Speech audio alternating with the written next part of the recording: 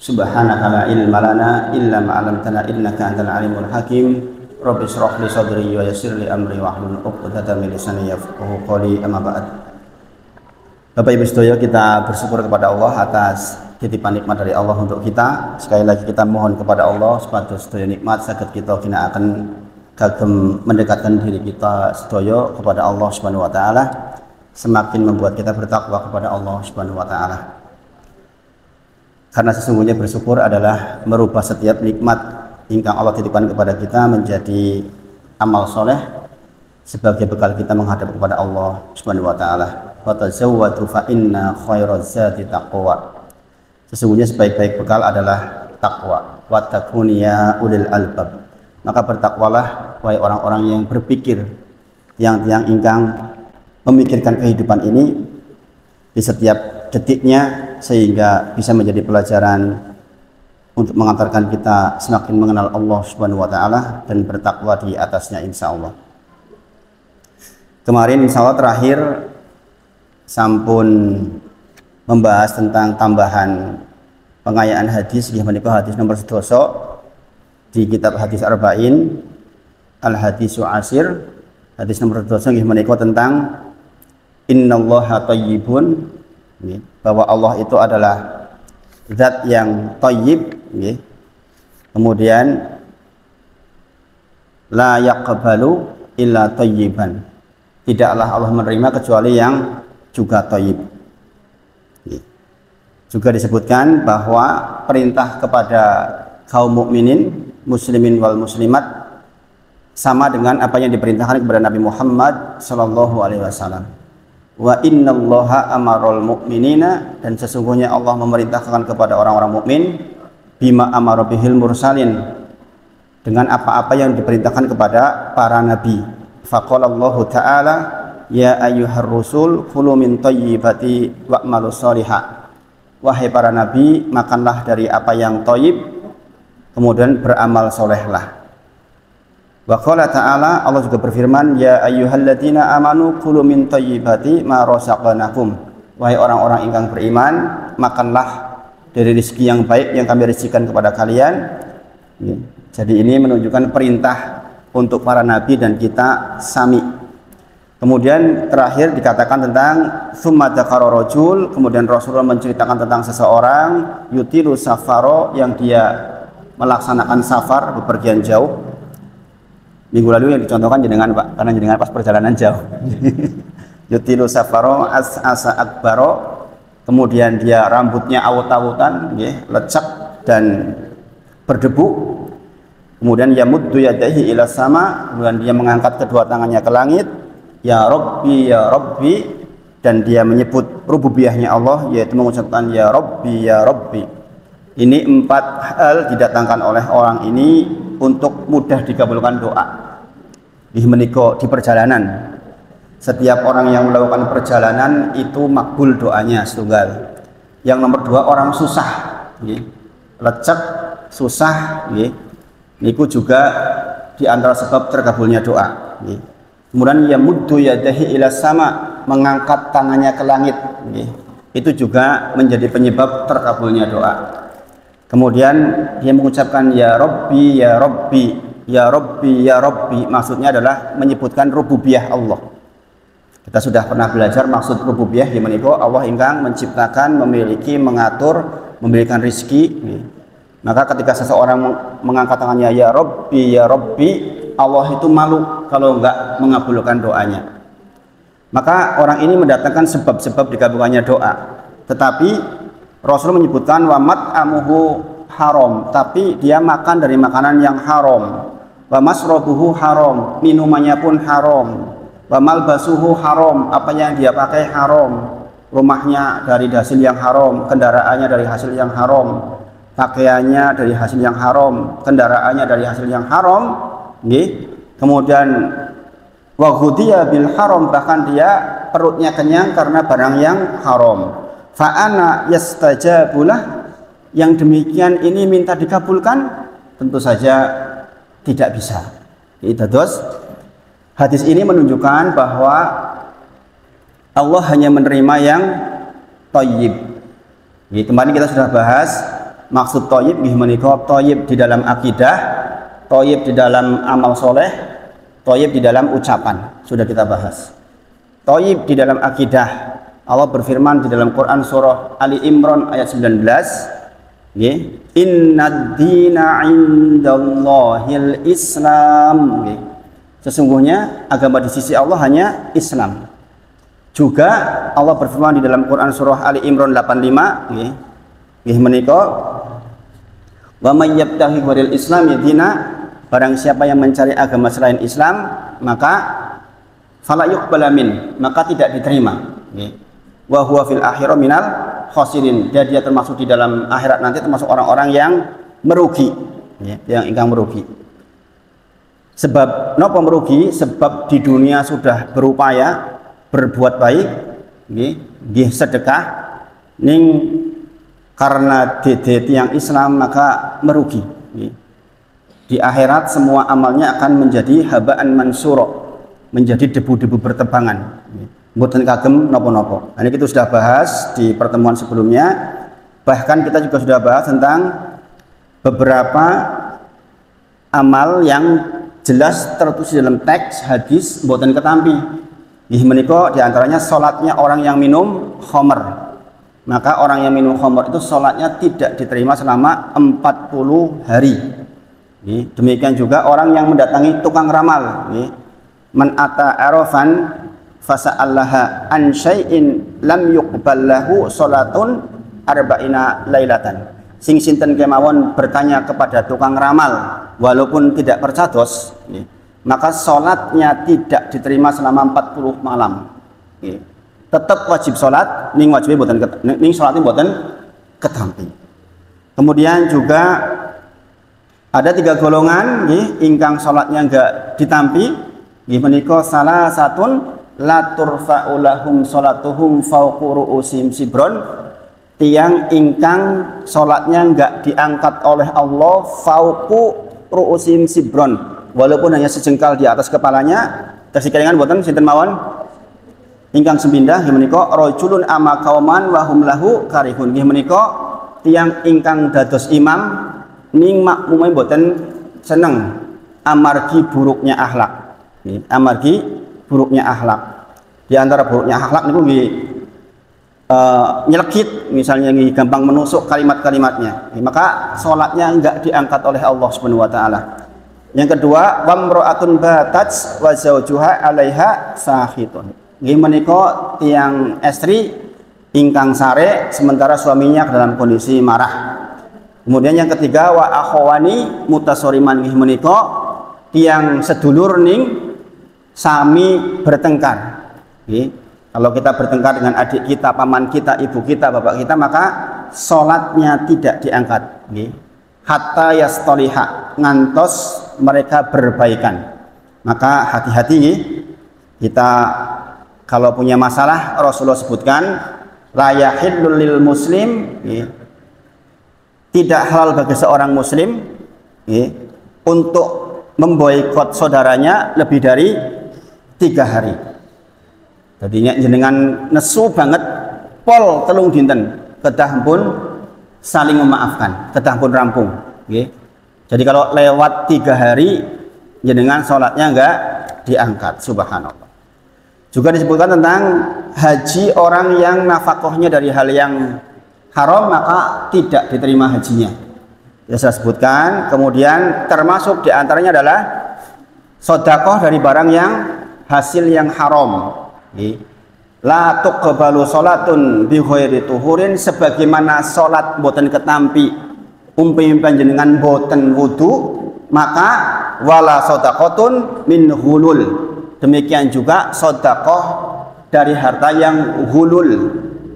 Harta hulul itu harta habis mencuri, harta hasil korupsi, niku boten angsal kagem sedekah, boten kagem, nggih.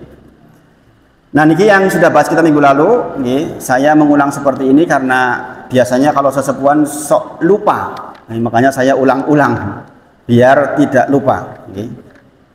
Kemudian kita kemarin untuk kitab sholatnya sudah sampai pembahasan sunnah ucapan amin dan sudah selesai insya Allah. Sekarang kita masuk ke sunnah berikutnya, sunnah nomor 8. Nggih menika membaca tasbih ketika rukuk dan sujud. Sekarang mulai lambat-lambat karena ini pelajaran intinya. Sunnah nomor 8 di dalam salat, nggih menika membaca tasbih ketika rukuk dan sujud. Bapak Ibu sedaya, kalau jenengan mengingat-ingat pelajaran kita yang lalu, kita sudah pernah bahas bacaan tasbih ketika rukuk dan sujud. Nggih menika subhana rabbiyal azim wa bihamdi dan subhana rabbiyal a'la wa bihamdi. Nggih. Dulu ketika kita bahas pertama, kita bahas dengan menghukuminya hukum wajib. Nggih menika umpami ditinggal sengaja batal, nek ditinggal mboten sengaja sujud sahwi. Nggih. Di bab ini ucapan tasbih di rukuk dan sujud dihukumi sunnah. Nah ini untuk pengetahuan luas panjenengan yang belajar sehingga jenengan boten bingungan. Sebab jenengan kalau kepanggih tiang-tiang Indonesia secara umum hukum ucapan tasbih di dalam rukuk dan sujud niku sunnah. Ini adalah pendapat di mazhab Malikiyah, Syafi'iyah. Yang wajib hanya di madhab Hambali. Jadi yang sunnah itu Hanafiyah, madhab Hanafi, madhab Malik, madhab Syafi'i mengatakan subhana rabbiyal azim wa bihamdi, subhana rabbiyal a'la wa bihamdi niku dihukumi sunnah. Sedang yang kita pelajari pertama dulu dihukumi wajib. Artinya di dalam ahlu sunnah wal jamaah yang diakui sebagai ahlu sunnah wal jamaah setidaknya ada 4 mazhab besar, menika Hanafiyah, Malikiyah, Syafi'iyah dan Hambali. Itu ada 2 pendapat, menika pendapat yang sunnah dan pendapat yang wajib. Nah makanya di sini dimasukkan ke dalam bab pembahasan sunnah juga. Amargi secara umum pendapat di Indonesia itu sunnah, termasuk Tarjih Muhammadiyah Mbok Menawi juga menganggap bacaan ini sampai derajat sunnah. Adapun jenengan karena jenengan belajar harus tahu semuanya supados boten gumunan. Sebagian ulama menghukumi sunnah berdasarkan dalil dari Abu Hurairah tentang orang yang buruk sholatnya. Tersika dengan boten kisah orang yang buruk sholatnya. Nggih menika ana rajulan takhalal masjida.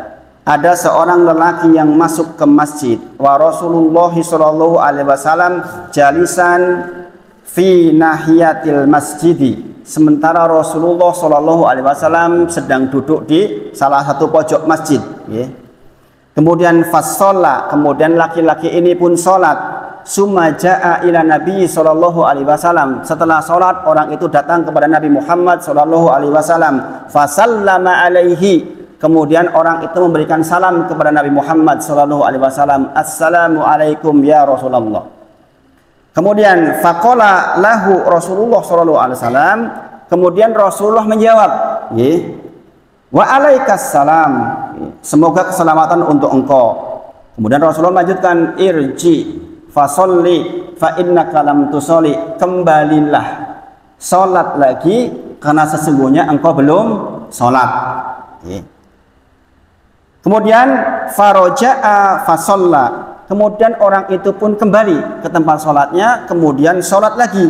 Sumaja'a ila Nabi sallallahu alaihi wasallam, kemudian setelah selesai salat datang lagi ke Nabi Muhammad sallallahu alaihi wasallam, fasallamna alaihi, kemudian mengucapkan salam lagi, assalamu alayka ya Rasulullah. Maka kemudian Rasulullah menjawab lagi, wa alaikas salam, semua keselamatan untuk engkau. Kemudian Rasulullah melanjutkan farji fasolli fa innaka lam tusolli, kembalilah lagi, salatlah lagi, fa innaka lam tusolli, sebab kowe iki durung salat, kata Rasulullah.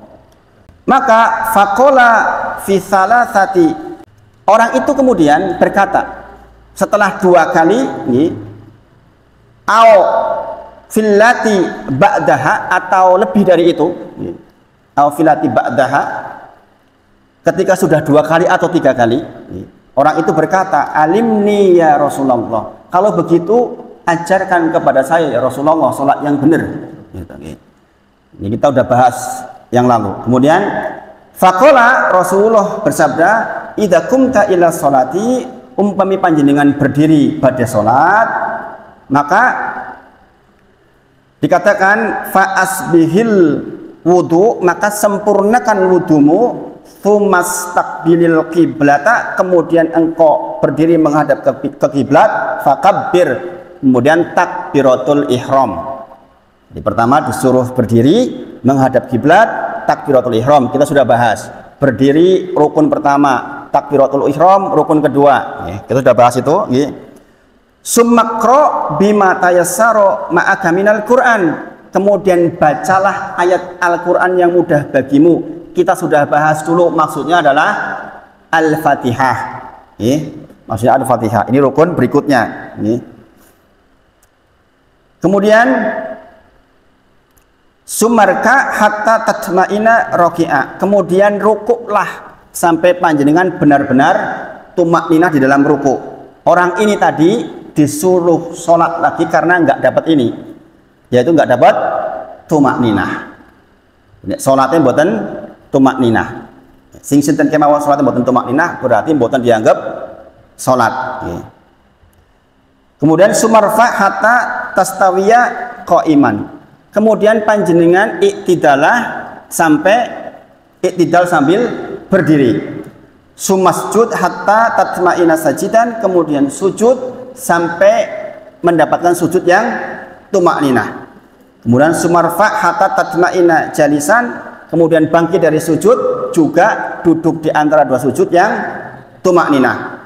Sampai terakhir, kemudian Rasulullah mengatakan sumaf al-dzalik fi sholatik kuliha, lakukan itu di sholat-sholatmu seluruhnya. Nah, disebutkan hadis ini menjelaskan tata cara sholat ke orang Badui. Bapak Ibu jangan perhatikan, sholat ini menerangkan tata cara sholat ini Rasulullah menerangkan ke orang sinten Badui. Jangan harus paham, orang Badui niku teng Arab Saudi dianggap yang ketinggalan, yang terbelakang. Sehingga kalau diberi penjelasan apa-apa itu harus detail, sedetil-detilnya baru paham. Nah, Rasulullah di dalam hadis ini menyebutkan hanya seperti itu. Enggak disebutkan secara khusus tentang bacaan tasbih dan tahmid di dalam rukuk dan sujud. Menurut Imam Nawawi, ini menunjukkan bahwa bacaan ini tidak sampai derajat wajib, tapi derajatnya sunnah saja. Artinya saat ini ngertos alasannya mazhab Syafi'i sing teng Indonesia, misalnya organisasi NU, Muhammadiyah termasuk, saya kira di sebagian besar di Indonesia lah, itu kan menganggap hukumnya sunnah, itu berdasarkan dalil ini Bapak Ibu, karena penjelasannya tidak diterangkan detail di bagian rukuk dan sujud.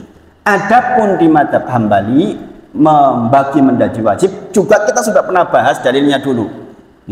Maka saling menghormati di dalam peribadahan, jangan satu menyalahkan ke yang lain. Kemudian sunnah berikutnya nomor 9 menika membaca bacaan tasmi' dan tahmid. Sekali lagi ini juga dulu sudah dibahas di bagian wajib di mazhab Hambali. Dan ini sekali lagi ini pendapat di mazhab Maliki, Hanafi dan Syafi'i, tidak di mazhab Hambali. Saya praktek yang mana? Saya banyak mempraktekkan mazhab Hambali Bapak Ibu. Di dalam praktek sehari-hari untuk sholat saya banyak mempraktekkan mazhab Hambali.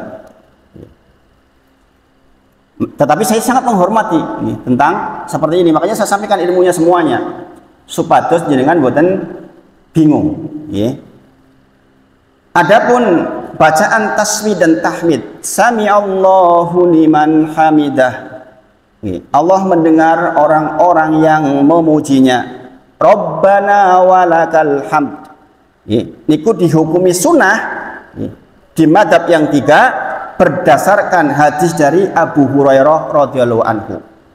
Karena Nabi sallallahu alaihi wasallam adalah Nabi Muhammad sallallahu alaihi wasallam idza qala sami Allahu liman hamidah, ketika beliau mengucapkan sami Allahu liman hamidah, qala Allahumma rabbana walakal hamd. Di sini redaksinya Allahumma rabbana walakal hamd. Kita dulu sudah pernah bahas ada 6 redaksi. Ada 6 redaksi. Jenengan iling-iling lagi yang sudah lalu. Wa kana Nabi sallallahu alaihi wasallam idza raka'a wa idza rafa'a ra'sahu yukabbir. Kemudian Rasulullah ketika rukuk membaca takbir, ketika mengangkat kepalanya sebagian membaca takbir, wa idza qama minas sujudtaini, dan ketika Rasulullah bangkit dari sujud yang 2 kali itu juga mengucapkan Allahu Akbar.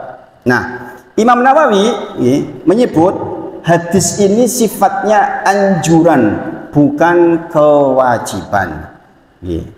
Jika itu perkara wajib, kata beliau, maka tidak boleh ditinggalkan dan digantikan dengan sujud syahwi. Karena kalau itu wajib menjadi rukun, rukun itu nggak boleh diganti dengan sujud syahwi, tapi harus ditambahi. Contohnya dengan kehilangan rukun, makanya harus balik ke rukun itu. Beda dengan hukum sunnah, sebagaimana sudah kita pelajari sebelumnya.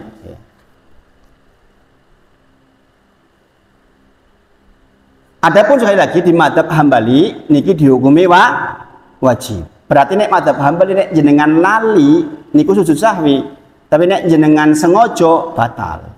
Gitu. Ini bedanya. Kemudian zikir tambahan dalam bacaan tahmid. Ini juga sudah pernah kita bahas. Ini dimasukkan di dalam rentetan hukum sunnah. Ini menika Rabbana walakal hamdan katsiran thayyiban mubarakan fih. Sami Allahu liman hamidah. Rabbana walakal hamdan katsiran thayyiban mubarakan fih. Itu tambahan nggih. Ini juga riwayatnya menakjubkan nggih. Nggih menika berdasarkan hadis dari Rifa'ah bin Rafi' radhiyallahu anhu. Nggih. Kana yauman nusolli wara'an Nabi sallallahu alaihi wasallam falamma rafa'a ra'sahu min raq'ati qalu sami'allahu liman hamidah. Qala rajulun wara'ahu Rabbana walakal hamdan katsiran thayyiban mubarakan fih.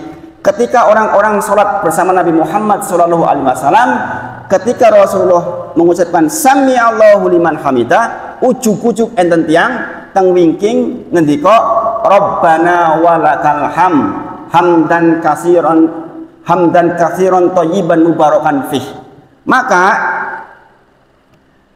ketika selesai sholat falamman sorofa, setelah selesai sholat, qala Rasulullah ngendika manil mutakallimu, sopo mau sing kondo kuwi. Rasulullah bertanya, sinten mau sing kondo? Rabbana walakal hamdan katsiran thayyiban mubarakan fih. Faqala ana ya Rasulullah, saya ya Rasulullah. Qala Rasulullah bersabda, ra'aitu bid'atan wa salasina bid'atan wa salasina malakan.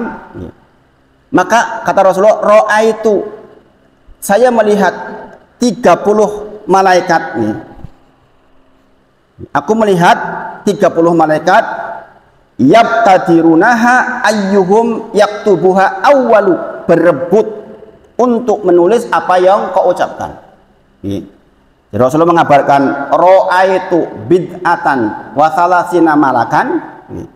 Ketika ada orang yang mengucapkan Rabbana walakal hamdan katsiran thayyiban mubarakan fih, maka kata Rasulullah tadi waktu bilang seperti itu, maka saya melihat ada 30 malaikat berebut untuk menulis ucapanmu. Ini menjadi dalil bahwa disunahkan membaca zikir ini.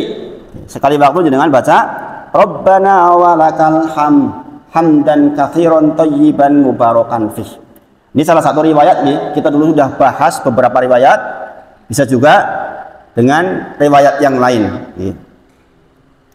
Atau riwayat yang lain diantaranya adalah dianjurkan juga untuk mengucapkan Allahumma rabbana walakal mil as-samawati wa mil al-ardi wa mil ma syi'ta min syai'in ba'du. Ini juga salah satu riwayat yang sangat disarankan untuk diucapkan. Kadang-kadang pakai Rabbana walakal hamdan katsiran thayyiban mubarakan fi. Kadang-kadang pakai Allahumma Rabbana walakal ham mil as-samawati wa mil al-ardi wa mil ma syi'ta min syai'in ba'du. Yang jenengan pelajari dari kecil yang mana? Sepertinya yang kedua nih. Biasanya pakai mil us-samawati wa mil ul-ardi wa mil ma syi'ta min syai'in ba'du. Ngaten nggih? Atau yang mana? Atau yang pertama? Atau yang hamdan katsiran thayyiban mubarakan fi? Yang kedua. Kebanyakan yang pertama. Jadi memang biasanya kalau di kota-kota banyak yang pertama, di desa-desa biasanya banyak yang kedua. Apa dalil bahwa kita disuruh mengucapkan mil as-samawati wa mil al-ardi wa mil ma syi'ta min syai'in ba'du? Kalau tadi adalah riwayat Rifa'ah, yang ini adalah riwayat Abdullah bin Abu Aufa. Kalau yang hamdan katsiran thayyiban mubarakan fi itu riwayat Rifa'ah bin Rafi. Kalau yang mil as-samawati wa mil al-ardi wa mil ma syi'ta min syai'in ba'du riwayat Abdullah bin Abu Aufa radhiyallahu anhu. Bapak Ibu, jenengan saya ajak berpikir seperti ini supaya lebih meresap. Mungkin jenengan berpikir ini mungkin saya nggak bisa menghafal. Memang nggak harus dihafal Bapak Ibu, tapi minimal jenengan pernah tahu. Anak saya yang kecil-kecil itu, termasuk Fatimah, itu sudah selesai belajar tata cara membaca Al-Quran yang baik dan benar. Dari mulai makhorijul huruf, sifatul huruf, kemudian hukum-hukum tajwid, hukum-hukum gharib, dan finishing. Si anak ini, kalau anak-anak semuanya dihafal, jenengan tanya apa arti idgham bila gunah, dijawab sama anak-anak. Apa arti idgham bila gunah, dijawab. Huruf ikhfa ada berapa, dijawab. Mereka hafal. Buat kita yang orang tua tidak perlu sampai menghafal seperti itu, tapi minimal pernah tahu. Termasuk hadis-hadis seperti ini anak-anak kita hafal Bapak Ibu. Hadis tentang takbiratul ihram ada 4, 1, bla bla bla bla, 2, itu dihafal oleh anak-anak. Tetapi kalau kita yang tua-tua begini minimal pernah dengar, pernah tahu. Terus jenengan insya Allah lebih meresap ketika sholat. Mungkin jenengan bisa tes nih Fatimah, kalau jenengan pas ngobrol, apa arti idgham bila gunah Fatimah? Dijawab. Coba sebutkan hukum-hukum tajwid. Hukum tajwid ada bla bla bla. Hukum nun sukun disebutkan. Masya Allah. Jadi sekali lagi saya menyampaikan ini dalam rangka supaya jenengan minimal jenengan punya hujah di hadapan Allah besok. Saya dulu pernah ngaji tentang tata cara hukum sholat dengan runtut baik dan benar insya Allah, dengan menyebutkan seluruh hukum-hukumnya, dengan menyebutkan seluruh dalilnya, sehingga kita punya hujah di sisi Allah dengan baik. Karena Rasulullah Shallallahu Alaihi Wasallam idza rafa dhahrahu minar ruku'i qala sami Allahu liman hamidah. Adalah Nabi Muhammad Shallallahu Alaihi Wasallam ketika mengangkat punggungnya dari ruku maka mengucapkan sami Allahu liman hamidah. Allahumma rabbana lakal hamd mil as-samawati wa mil al-ardi wa mil ma syi'ta min syai'in ba'du. Ini riwayat Abdullah bin Abu Aufa radhiyallahu anhu. Tingkat hadisnya adalah sahih. Jadi baik yang hamdan katsiran thayyiban mubarakan fih juga luar biasa, direbut oleh 30 malaikat untuk ditulis siapa yang pertama menulis malaikat. Yang ini juga adalah riwayat tersendiri yang juga sahih.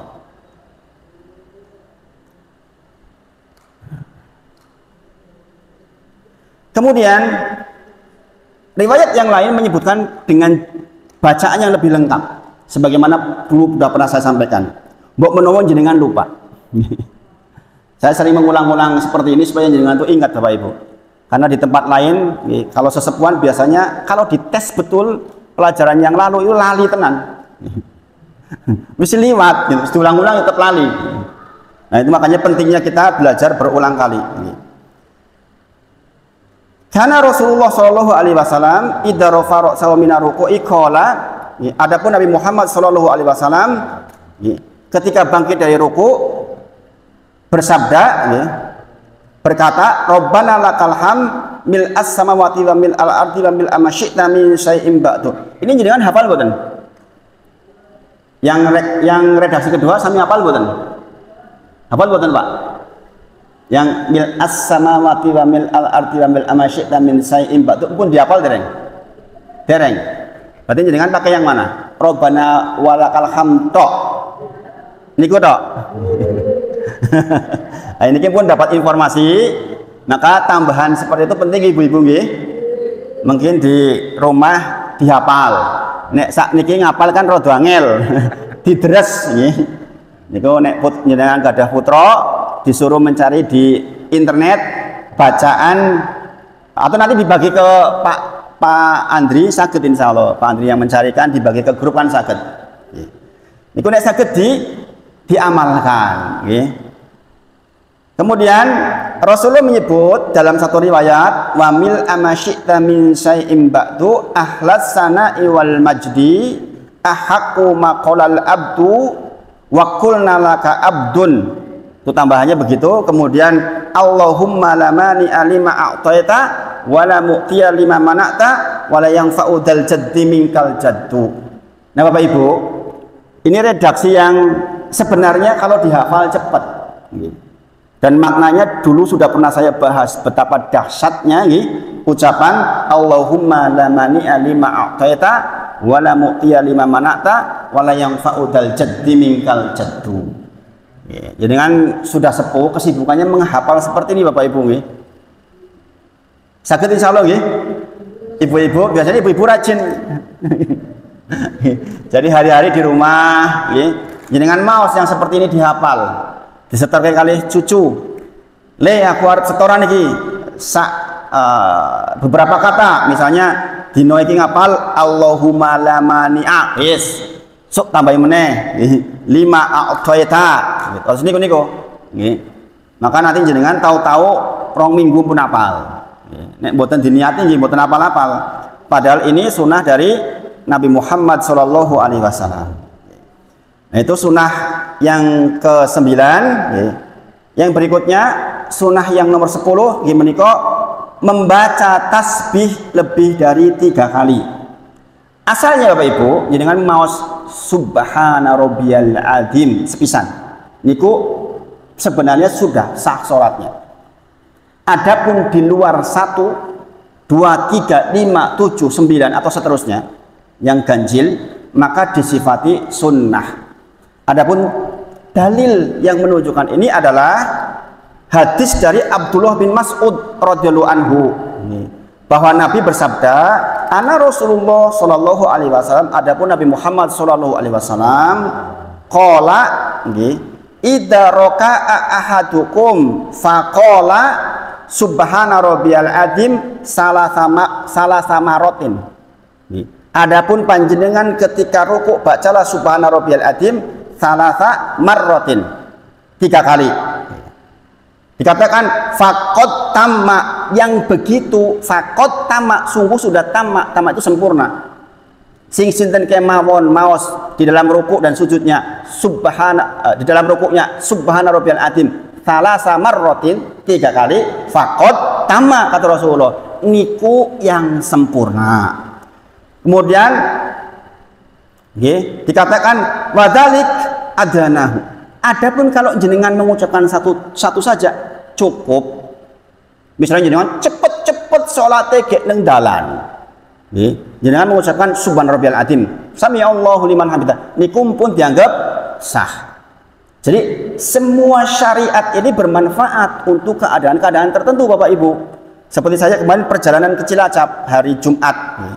Ternyata baru sampai di Kebumen saya ditelepon, Ustadz malam Senin malam tahun baru jenengan sudah harus di Jogja karena tablik akbar, semua jemaah mintanya jenengan. Padahal saya baru berjalan ke Cilacap itu. Akhirnya hari Ahad pada duhur saya balik lagi ke Jogja yang rencananya sebenarnya hari Selasa ini. Subhanallah. Nah itu ketika sholat di jalan kita butuh hal-hal yang sifatnya seperti itu. Jamak kosor itu penting di dalam perjalanan, dan itu adalah rukhsah itu sajian dari Allah, maka diambil. Jenengan kalau perjalanan jangan terlalu soleh, lagi perjalanan malah rawatib niku malah keliru. Wong sing papate dadi loro kok malah nambah loro rawatib niku keliru. Kalau jenengan perjalanan ya sudah, jenengan diperingan. Termasuk di dalam bacaan seperti ini, kata Rasulullah, memang nek telu niku faqat tamma, sempurna, nek siji wae ya pun cukup. Saged dipahami Bapak Ibu? Sungguh indah Islam kalau dipelajari sungguh-sungguh. Islam itu menjadi rumit kalau nggak belajar, Bapak Ibu. Makanya sering saya katakan betapa Rasulullah itu suruh kita duduk di majelis, mendengarkan majelis itu benar-benar dihadiahi besar sama Rasulullah. Bahkan itu dihukumi wajib. Thalabul ilmi faridatun ala kulli muslimin wa muslimatin. Memang duduk di majelis niku wajib, kata Rasulullah. Sing ora gelem niku ya salah. Nek ngerti sangi pundi nek mboten purun sinau. Saya mulai nek pun sesepuan, mboten nambah ilmu niku lah terus badhe napa. Ojo-ojo wis 70 tahun jenengan nyatanya terbukti to niki sami dereng apal to niki. Kalau jenengan belajarnya sudah sejak lama, mbok menawa pun sami apal. Allahumma la mani'a lima a'taita wa la mu'tiya lima mana'ta wa la yanfa'u dzal jaddi minkal jaddi. Pun apal Ustaz niku pun apal 10 tahun kepungkur. Nah, niki jenengan baru memulai sekarang itu sunnah dibaca nggih. Karena itu kalau dimaknai itu nangis jenengan. Makna Allahumma la mani'a lima a'taita wa la mu'tiya lima mana'ta wa la yanfa'u dzal jaddi minkal jaddi. Nek jenengan ngertos maos niku jenengan dijamin nangis pun. Dijamin nangis jenengan. Sayangnya kadang-kadang kita tidak paham maknanya gitu. Makanya nanti dipelajari, nanti insya Allah di WA lewat Pak Andri disebar ke grup, dipahami. Terus nih, membaca tasbih lebih dari satu kali adalah hukumnya sunnah.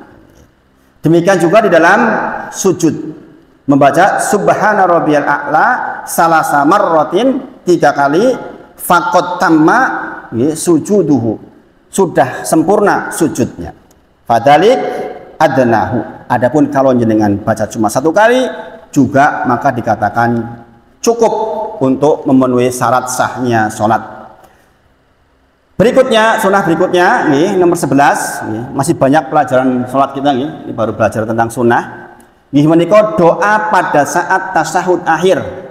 Jenengan setelah tasyahud at-tahiyatu lillah atau at-tahiyatul mubarakatu sholawatu thayyibatu lillah, jenengan terserah mau pakai yang mana, ada 5 riwayat. Jenengan boleh pilih salah satunya, sebagian pakai at-tahiyatu lillah, sebagian pakai at-tahiyatul mubarakatu sholawatu thayyibatu lillah. Itu dua-duanya sahih, dua-duanya bisa digunakan oleh kita. Maka dikatakan kata Rasulullah, idza qa'ada ahadukum fi sholati falyaqul, jikalau panjenengan duduk di tasyahud akhir, falyaqul, maka ucapkanlah at-tahiyatu lillah was-shalawatu wat-thayyibah, assalamu alayka ayyuhan nabiyyu wa rahmatullahi wa barakatuh, assalamu alayna wa ala ibadillahi sholihin. Ingat Bapak Ibu, di sini nggak boleh keliru bacaan. Saya sampaikan berulang-ulang. At-tahiyyatu lillah. At-ta di situ harus tasdid, double. At-tahiyya di situ double. Buat tenang salah at-tahiyyatu lillah keliru. Karena ini rukun qauli. Nggak boleh keliru. Berulang kali saya sampaikan, maka lihat tulisan Arabnya, mana yang tasdid, mana yang tidak. Kalau nggak melihat tulisan Arabnya, kita nggak ngerti mana yang double, mana yang tidak. At-tahiyyatu lillah, lillah bukan lillah, lillah bukan lillah, beda. Lillah berarti lamnya double. At-tahiyyatu lillah, was sodnya double, was-sholawatu wat-thayyibah, tonya double, yaknya double. Jadi kalau jenengan pakai yang at-tahiyyatul mubarakatu sholawatu thayyibatu lillah, 21 huruf doublenya, selikur tasdidnya. Kehilangan satu tasdid bisa batal menurut mazhab Syafi'i. Bayangkan, nek jenengan ngertos kata sedikit, jenengan akan sibuk belajar. Wedi ndak salatnya mboten ketampi. Kok angel mentok? Ya memang begitu sebenarnya. Kalau sudah berusaha kok isi keliru, insya Allah ketampi. Yang jadi masalah itu ora urusan. Kaya ngono paling ora gampang ya Gusti Allah rahmate oke kok ribet men. Itu yang bahaya itu. Itu yang bahaya. Nggih.